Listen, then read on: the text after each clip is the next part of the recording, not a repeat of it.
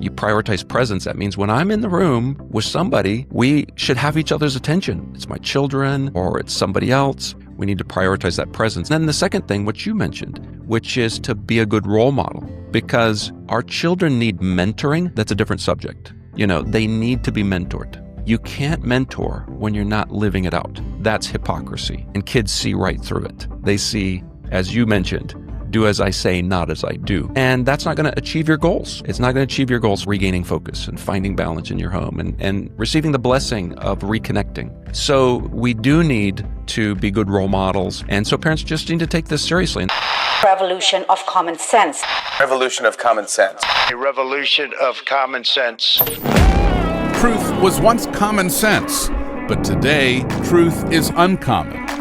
Explore biblical truths around faith, business, and politics with Peter Demas. Uncommon Sense in Current Times. Hey folks, welcome to Uncommon Sense in Current Times. I'm excited to be here to talk with Phillip Telfer. He is the author of the new book, Help!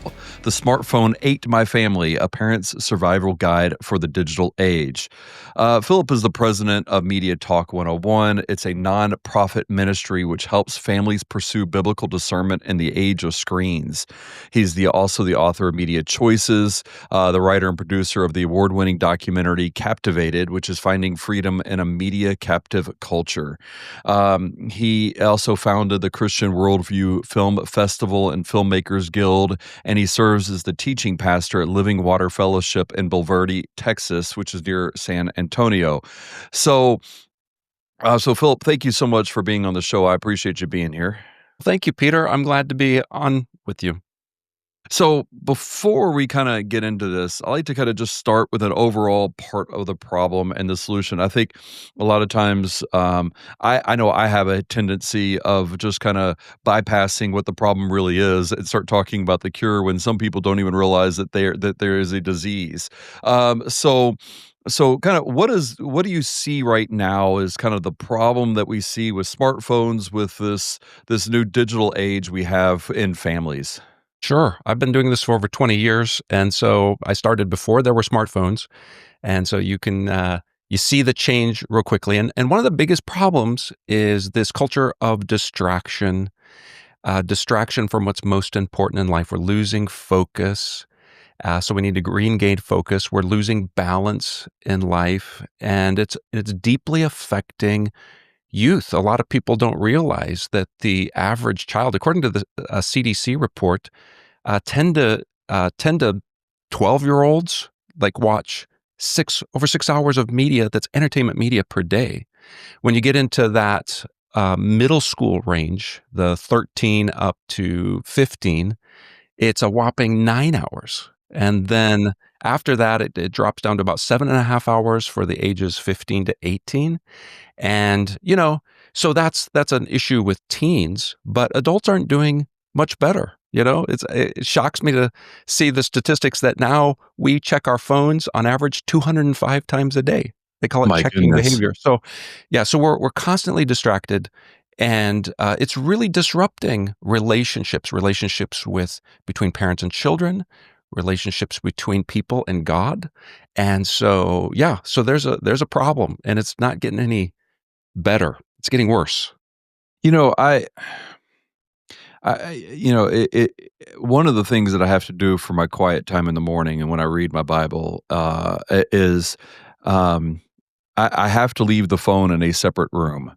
It is amazing because sometimes it's legitimate. Like I want to look up something I want to go deeper dive in this word or this verse or something like that. And I pick up the phone and the next thing I know, I'm 30 minutes into Instagram or games where I originally started it for a legitimate reason. Like I actually researched the proper way. And then it was just easy to bypass. And now I'm no longer spending time with God. So I have to do that. I have to do certain things like that. When you talk about being distracted, obviously there's distraction from other people, but there's also distraction from God. What do you think that our relationship with God, do you think that has been a distraction in it as well, which has prevented a lot of the problems we're seeing, or has caused some of the problems we're seeing today? Absolutely. In fact, I read a quote from the late pastor A.W. Tozer, and he was writing this particular quote was coming from like the 1950s. I'm not going to quote it verbatim, but the essence of it was like it was talking about meditating on God. He was quoting a psalm, and he said, "But how can that be done today in this age of the television, the radio, and the newspaper?" And he says he called them pet tiger cubs that have been brought into the home, and they've grown so large, now threaten to devour the entire family. And he says no space is now free from all these distractions. And that was in 1950. He had no idea what we were facing today. Parents today and individuals, we are facing an unprecedented challenge. And that's one of the things I talk about is that we don't have any ancestral wisdom. I couldn't go to my parents. I have 4 children, ages 18 up to 28. So I've raised them in the digital age. And but when we were trying to navigate this as family, as a parents, I couldn't go to my parents and say, "Mom and Dad, how did you handle the smartphone when we were kids?" And they had rolled their eyes. "Well, Philip, we didn't have the smartphone when you were kids." Well, then how did you handle social media? And they didn't have to handle that. That we had our own problems for sure, but it wasn't those. So this is truly an unprecedented challenge. Parents today are trailblazers for better or for worse. Many people are just kind of getting lost in the techno jungle. Do you think though? I mean, because historically, and I'm glad you brought up Tozer. I was going to mention that distraction because we obviously heard that with radio, with television, but it actually even goes back to the printing press. Like people were scared of the printing press and what it was going to do to people. I believe, and I may be wrong on the person, but I think it was Smith Wigglesworth who wouldn't even allow a newspaper to enter into his home at some point in time. And again, if it wasn't him, it was somebody like him. So what? Every generation seems to deal with this. Why do you think this is more unique than those previous generations in dealing with this fear of media? And I know you're not like fearful of it, but this caution of media, I should say. Sure. No, and I'm not anti-media, anti-technology. I was the kid going to the school library and getting the Popular Science, Popular Mechanics magazines. And I loved all things tech, so, and I still do, but that doesn't mean we're not in need of balance. So, but you ask about like what's different. And yes, I'm not a Luddite. The Luddites were those who, when the mechanical looms came in, they were the ones who did, they were the weavers and they lost their jobs. And so now that term has come to use those who are like opposed to technology. So I'm not opposed to technology, but I'll tell you what's different. And that is, let's take the smartphone, for example. It's a powerful tool. So if you put a handsaw in the hand of a child, they could get hurt, but probably not, But if you put a powered saw or a table saw, you give them use of that. Now you've just upped the game. The potential, like I do woodworking, and anytime you meet a woodworker who's missing a finger, it's always a table saw. Like 99% of the time, they lost it with a table saw. It's one of the most dangerous tools in your shop. And so we have a powerful tool. Imagine, I can't imagine what it was like if I was a teen and I had in the palm of my hand the world's largest collection of video games, the world's largest collection of music, the world's largest collection of movies, the world's largest collection of porn, connection to my friends 24/7, and all sponsored by mom and dad and portable with me all the time.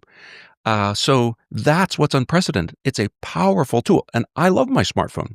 I use it all the time. It's like a Swiss Army knife. It does a lot of things for a busy person, but it also, as you mentioned before, it's designed to suck you in, and the apps are designed to suck you in. I did the same thing. I was doing some legitimate work, and I needed to find a reference to something. So I looked it up on my phone real quick. I need a reference to this. It happened to take me to a post on Instagram. And so I found the reference. But a half hour later, I realized, what am I doing scrolling? I'm like, and I had to stop and think, why am I even on Instagram? I don't remember how I got here. I'm like, oh yeah, that's right. I just did a search. I did a search and it sent me this link and I clicked there. It took me to Instagram and all of a sudden, well, they know what they're doing when they build these apps. They understand psychology. They've been studying it. They know how to hook you in. Now we're adults. I'm a grandparent and I'm struggling. Imagine an underdeveloped teenage brain and how and they're digital natives. I'm a digital immigrant. I immigrated into this era. My kids are natives. They've grown up with smartphones and it's been around them, the internet. They didn't have them, but they grew up around them. So yeah, it's hard for them. It's really hard for kids today. They need help and parents are the best ones to help them. But parents aren't getting it right.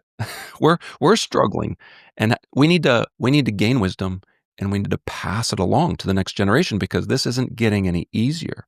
There's new things, AI, VR, a lot of things are changing quickly, and there's a lot of things to navigate. So I'm really trying to, and that's what I've been doing for 20 years, just trying to help families navigate these issues with biblical wisdom.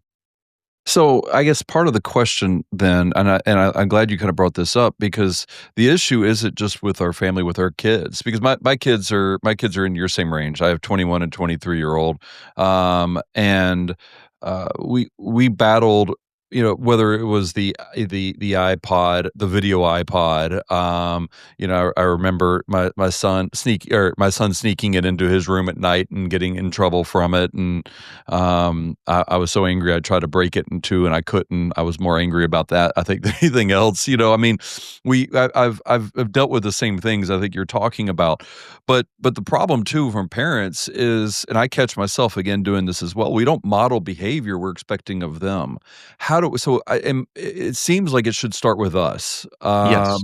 So how do we do that? Like, what do we do for ourselves to prevent us from setting the bad example where it's do as I say, not as I do?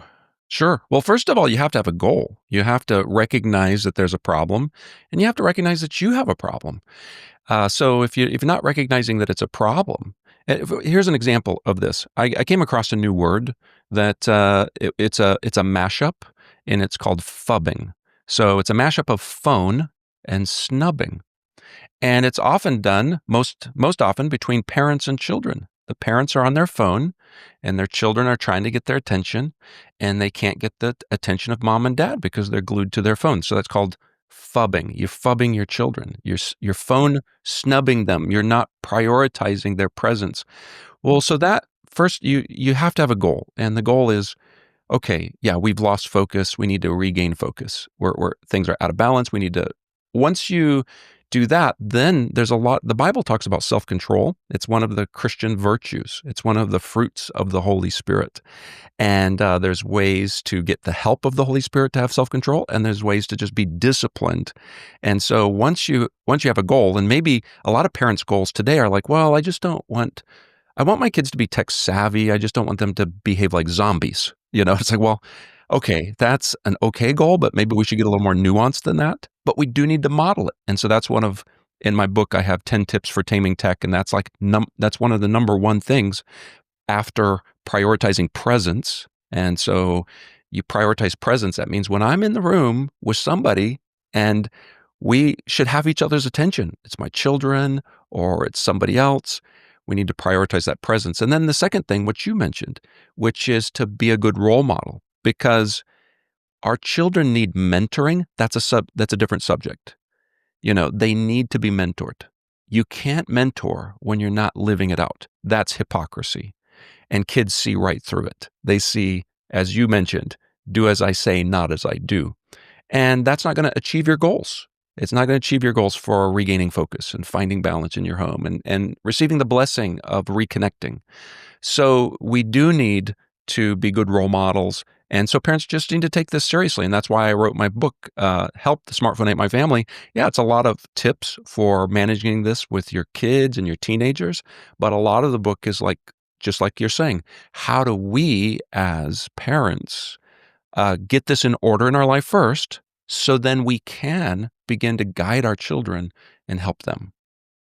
I remember one time my daughter and I went for a walk, and I got a call from work, and it was a problem, and I was on phone with them, and I pretty much most of the walk I was on phone with them, and then I hung up the phone, and I realized that my daughter was actually about two mailboxes in front of me, and whereas I thought I went for a walk with my daughter, I did not. I was in a close proximity with my daughter, but I wasn't actually walking with her, and I said at that point in time that when I spend time with them, I will not be spending time at work. And the phone was that. I mean, whether it was an email or a phone call or something now, and that was before we had all the apps and everything with it from there.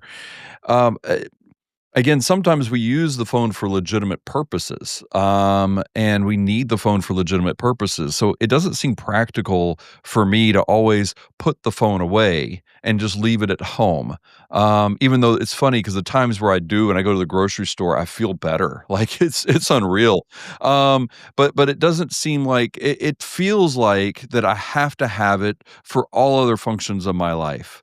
How do I overcome that? It seems like that should be the first step of how to say it is really not absolutely necessary. It is a privilege, not a right. Am I correct in that, or is there something else before that? Yeah, yeah, it's not one of the unalienable rights of the, Declaration of Independence, I know kids think that. So, yes, you just have to go back, 40 years, maybe even go back 30 years and say, people had to be productive. We had tools.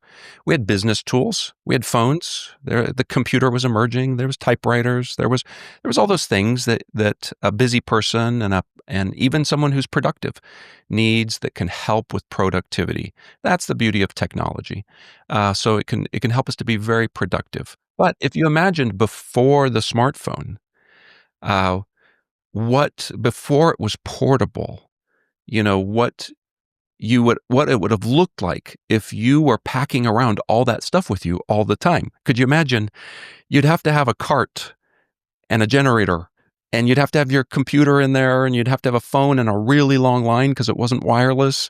And if you were packing that around and people saw you, they would say, "What's wrong with you? Like, get a life."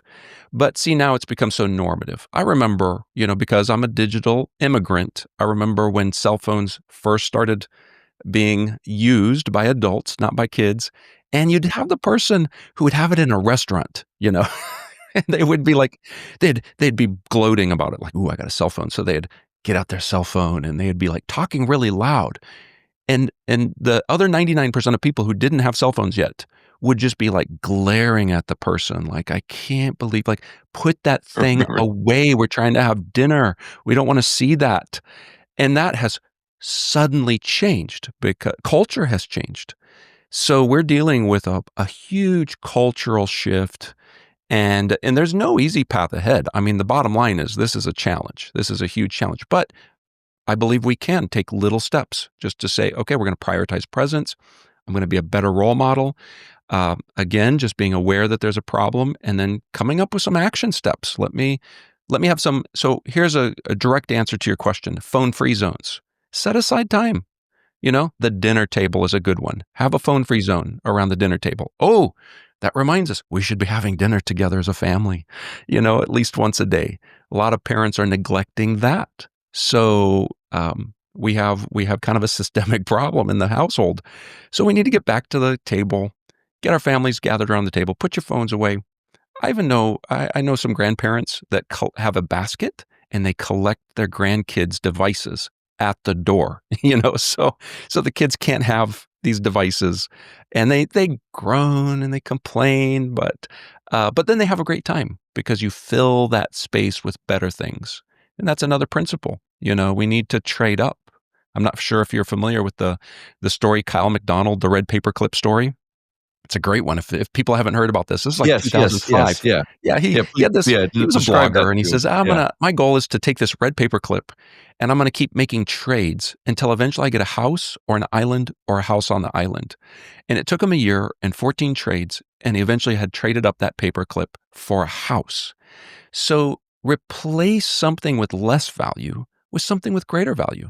And so you have to begin to realize that this distraction on our devices all the time, yes, when it's used for your work, and it's productive and it's in the right context, then it's valuable. But when it's interrupting your family and it's interrupting relationships, now it has less value, and you need to trade up. You need to say, I need to exchange this for something better. Conversation around the table, a walk with my daughter, undistracted. Those are the type of things. So those are what I refer to as phone-free zones. They can be times and places, and you just set those, but you have to lead by example.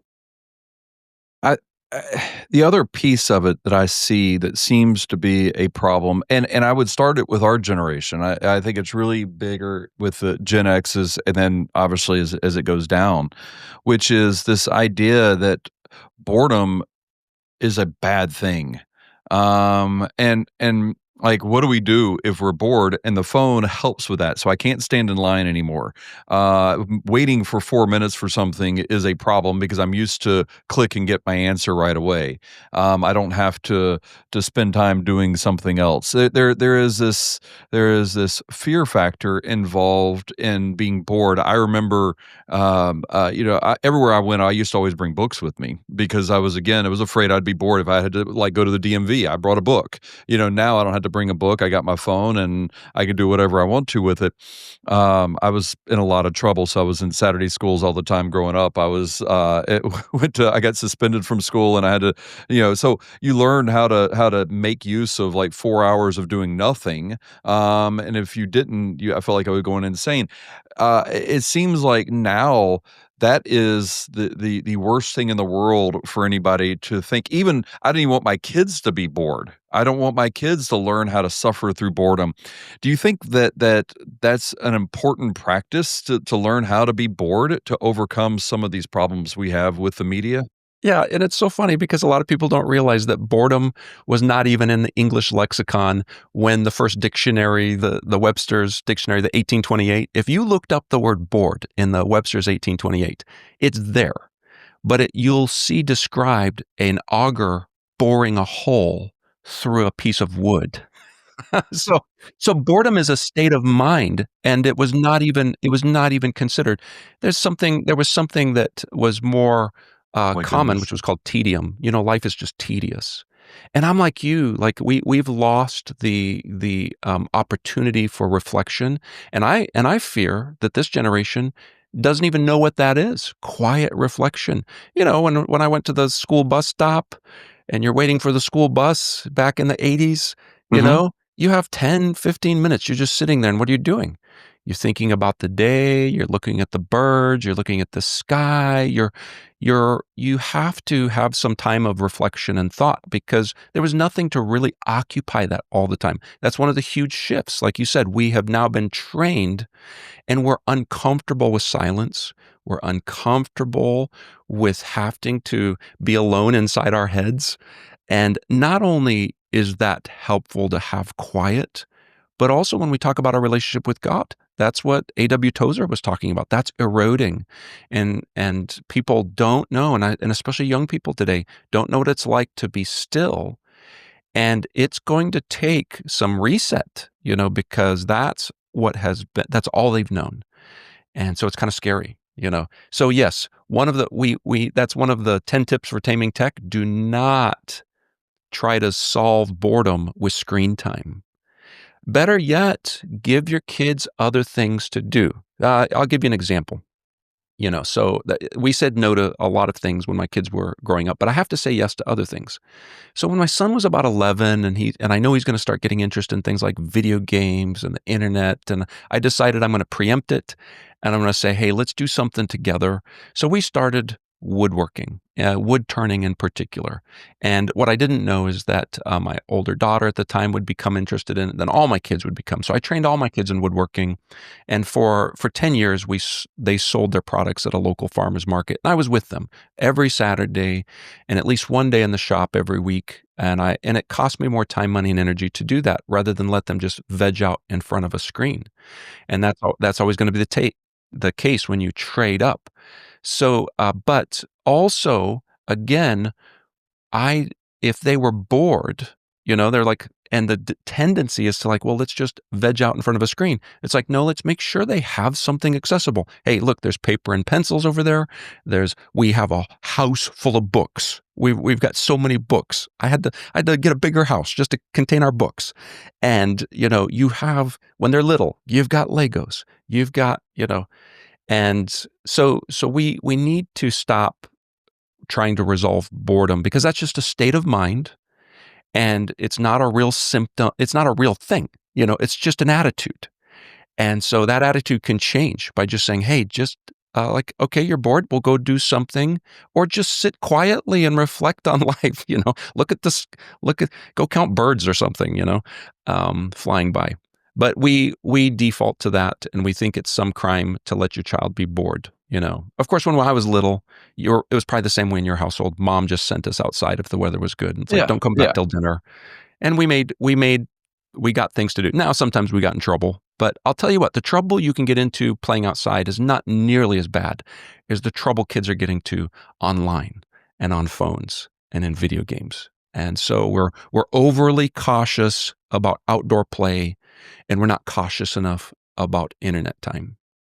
I did a silent retreat for 3 days. I went to, there was a monastery that's north of Kansas City, and I went there and the first hour was brutal, like, of me wanting to pick up my phone, which I didn't have. Like, it was I had that pushed aside. It was, and then, there's only so much you could walk. And then I finally kind of settled, and it was okay. It was after that first hour. And then at 2:00 in the morning, I woke up and realized it was 2:00 in the morning.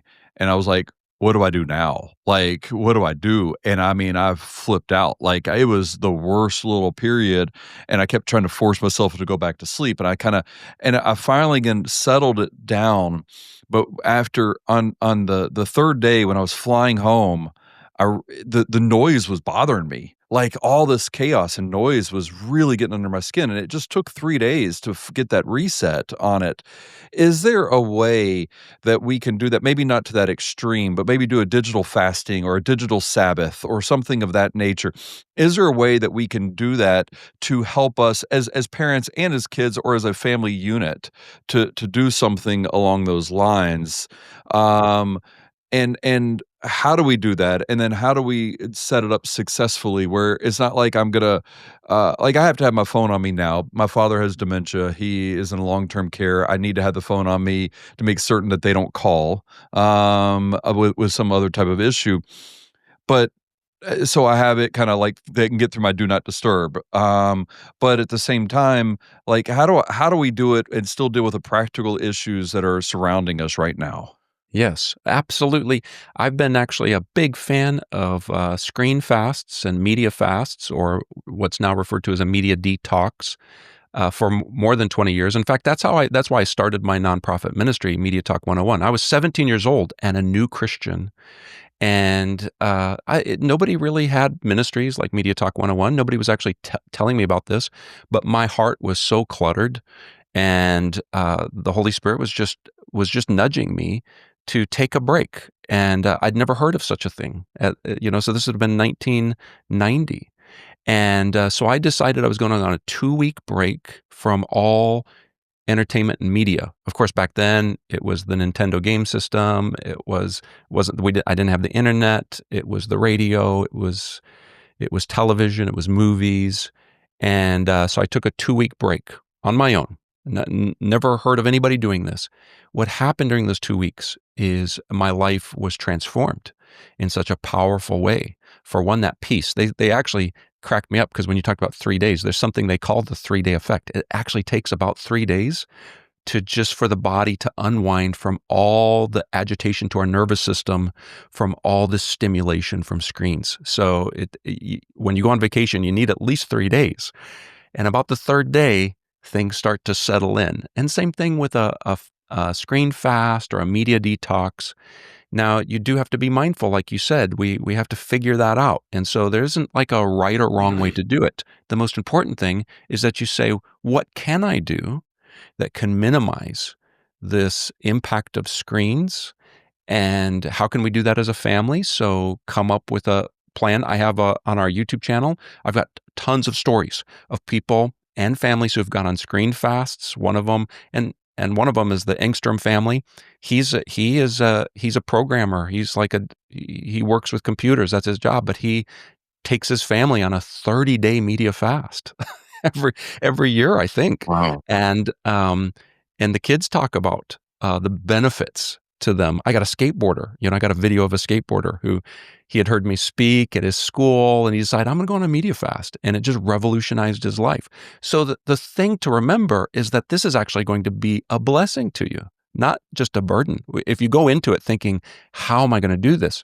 You should go into it saying like, oh, this is going to be such a great reset. And I use the analogy of, I grew up in the country, but then after high school, I moved to Chicago. And so when I went to Chicago, a big disappointment was to look up at night and not see any stars. There's so much light pollution by man-made lights. You can't even see the moon unless it's right over your street. But if you get out in the country and you get away from all the man-made lights, then you see the Milky Way. You can see the Pleiades. You can see Orion. You can look at and you're just like in awe and wonder of God's creation. And that's what a media fast does for you. It helps get rid of all that clutter, all that light pollution, and you begin to see things more clearly. You begin to see God more clearly. Jesus said, "Blessed are the pure in heart, for they shall see God." Our hearts are so cluttered today. So it does take some proactive decisions to say, I need to declutter at times, just like a house. It's like we need a few days to just declutter the house. I need a few days to declutter my heart, my mind, and however that is, getting away, going to the beach, whatever. You can be creative. If we set our minds to it, we'll figure it out. You just have to know it's important, and it'll benefit you and your family. I will also recommend for families who are struggling, I think my book is helpful, but when it comes to like really nuanced, there's a book by Dr. Victoria Dunkley called Resetting Your Child's Brain. That's a great book. I love that book. I promote it all the time. And so she talks about a 4-week plan. So her whole book is just, here's a 4-week plan to get your kids off screens, and you'll see the benefit. And a lot of these kids have these wonderful resets. And so big fan of that book. Well, we're at the end. So how do we find out the stuff that you're talking about on your YouTube channel with Media Talk 101? Where do we go to find that stuff? And I'm assuming you can purchase your book through that as well. Yeah. So I encourage people, if they're interested in the book, Help, the Smartphone Ate My Family, which is a parent's survival guide for the digital age. And it's very winsome and conversational, just like what we've been having here. So it's not a scary book. It's a scary subject for some people, but it's not a scary book. But the best place to get that is on Amazon. Yeah, you can get it on our website as well, but you'll get it faster if you get it on Amazon. So you just search my name or the title of the book or both. Our website is mediatalk101.org. And that's kind of the central hub. From there, you could find pretty much everything else. It'll take you to the YouTube channel. Our YouTube channel is Media Talk 101. That's our handle.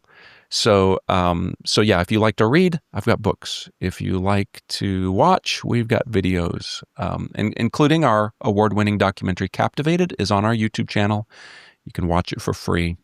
And our goal is not to sell videos or sell books. Our goal is to help families navigate the digital age. Well, Phillip, thank you so much. I appreciate you being on and talking about it. This is the material that I see in the book, and is very practical. I like the idea that you think about it from the sense of a parent and not somebody who's looking at it from a digital specialist per se. So, because it's a real problem, and I think parents deep down know it, even when we are messing up with it.